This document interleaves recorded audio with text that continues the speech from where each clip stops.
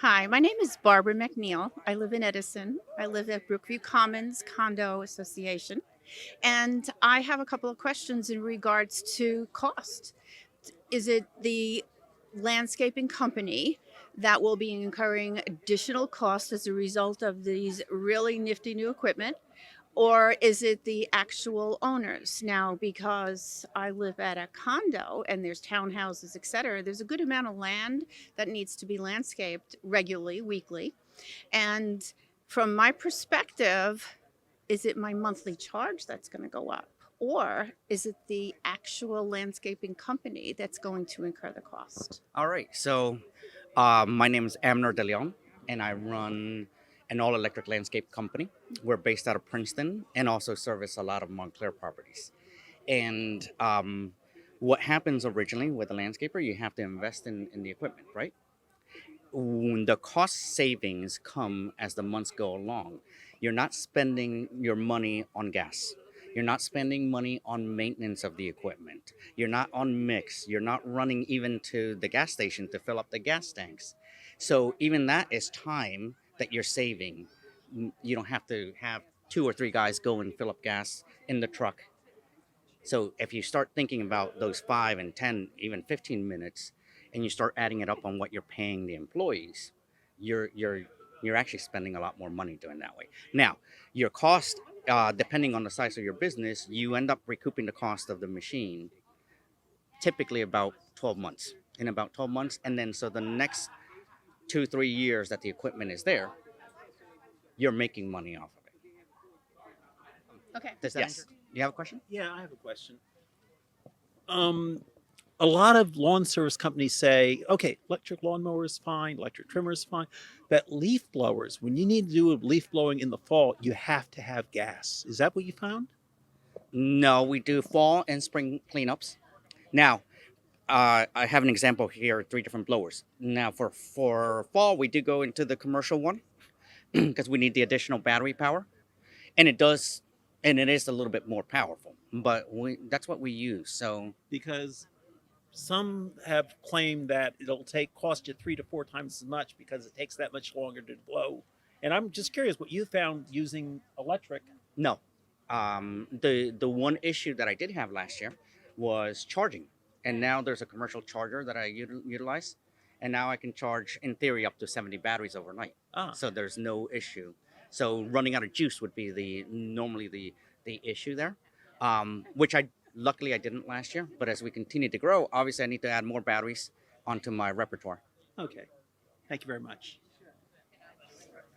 Tom has a question. Yes, Tom has a question. yes, I have a question. So, as someone who's now in the market for a new lawnmower, being that my old one dies and now it's time to replace them, how's the overall cost for, like, say, a non-commercial lawnmower, and what's the long-term life expectancy of the battery? Because I know it's like we would want to keep. I already have a Ego leaf blower, which Right. I love, so I would love to stay with Ego, of course, because of the swapping the batteries and such. How long does usually a battery last as far as the overall life, not like the hourly life? Right. Well, the one thing that I like is the battery flexibility, right? So Yes. the portability of batteries. So then you can utilize the battery from one piece of equipment to the other. Um, on this case, for this company, that's what I can talk about. Yeah. They have a 3 year warranty on your It's residential. pretty good. Which is 3 years. It's good. Yeah. Make sure you register it. That's the one thing that you have to do, register it. But other than That's that, with like a free replace. you call them up, they will troubleshoot it for you, and then once they troubleshoot it for you, they decide yes, there's an issue, and there's actually something cool coming out, which is an application that actually will connect to your battery, and it will tell you how much life cycle you still have on that battery. So these connect to your phone too. They will. Oh wow. That's coming soon, from what I've heard. No, amazing. And the overall cost for, say, like a non-commercial mower, what's the range usually? You're right around the same range as a regular gas one, All right. and then you have less maintenance. You don't have, spark plugs, Mhm. gas. You don't have to I want to Oil. mow my lawn right now. I need to go to the gas Or station. do you have to winterize it? Nothing, right? Nope. Right, Nope. just goes away. Nope. Folds up and goes away. Correct. Awesome. Thank you. You're welcome. All right. Hey, hi, Amner. I'm Jen Wilner, and I'm an Edison resident for 25 years. So my question is, what is about the investment for the commercial landscaping businesses to go from gas to these battery powered battery powered equipment? Most landscapers are a small business like I am. So the investment is going to be in the amount of properties you have. So the misinformation that's out there is I need to spend 15, 20, $25,000 and worth of equipment for the blowers because that's really where the energy is right now. And you don't, because if you are a one-man show or two, you only need to buy two blowers, right? And yes, you do need to buy some additional batteries because you want the additional power throughout the day, but you don't need to spend that amount of money. If you're a big business, you're running a couple $100,000, of course you're going to spend more money. And those are the people that are really normally saying, hey, you need to spend, 15, 20, 30, $50,000.